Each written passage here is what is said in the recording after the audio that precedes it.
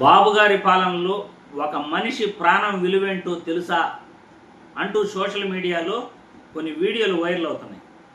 చంద్రబాబు నాయుడు దృష్టిలో ఒక మనిషి ప్రాణం విలువ ఎంత ఉంటుంది, ఎలా ఉంటుంది అంటే ఒక్కసారి సోషల్ మీడియాలో ఏం వైరల్ చేస్తున్నారో, ఏం మాట్లాడుతున్నారో ఈ వీడియో చూసిన తర్వాత మళ్ళీ మనం మాట్లాడుకుందాం.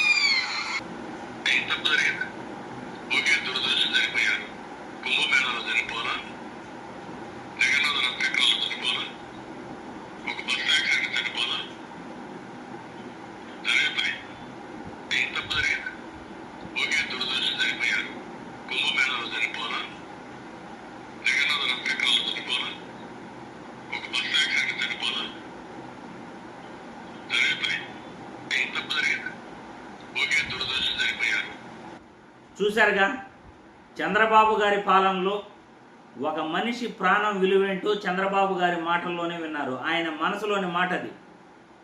యాక్సిడెంట్లు జరుగుతూనే ఉంటాయి, ఏమి ఇక్కడే జరిగాయా, కుంభమేళాలో జరిగాయి కదా, జగన్నాథరావుపేటలో జరిగాయి కదా, మొన్న బస్సు యాక్సిడెంట్లో జరిగింది కదా, ఏందో ఇక్కడే జరిగినట్లు ఇప్పుడే జరిగినట్లు మీరు మాట్లాడతారే అన్నట్లు చంద్రబాబు గారు మాట్లాడుతున్నారు. ఇది చంద్రబాబు గారి మనసులో ఒక మనిషి ప్రాణం విలువ.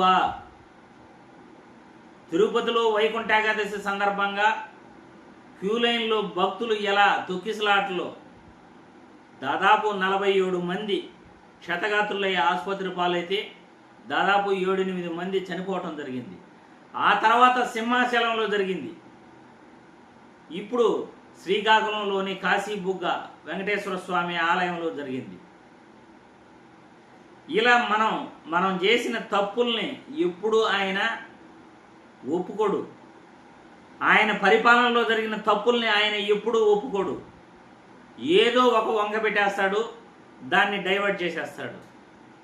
అరే, శ్రీకాకుళం కాశీబుగ్గ దేవాలయంలో పోలీస్ బందోబస్తు లేకపోవటం వల్లనే, కనీసం బందోబస్తుకు ఒక్క పోలీసును కూడా పెట్టకపోవడం వల్లే ఆ సంఘటన జరిగింది అని అంటే అది ప్రైవేట్ దేవాలయం అంటాడు, అది మొన్న కట్టిన దేవాలయం అంటాడు, మాకేం సంబంధం లేదు అంటాడు.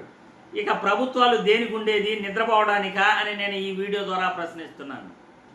చంద్రబాబు గారి దృష్టిలో ఒక మనిషి ప్రాణానికున్న విలువ శూన్యం, ఏం లేదు. ఆయన దృష్టిలో ఒక మనిషి ప్రాణం పోతే నో సెంటిమెంట్. ఆయనకి అసలు మనిషి ప్రాణం పోయింది అనే సింపతి కూడా ఉండదు. అది ప్రజలకి తెలియాలనే ఆయన మనసులో మాట మీ అందరికీ కూడా చూపించడం జరిగింది వీడియో రూపంలో.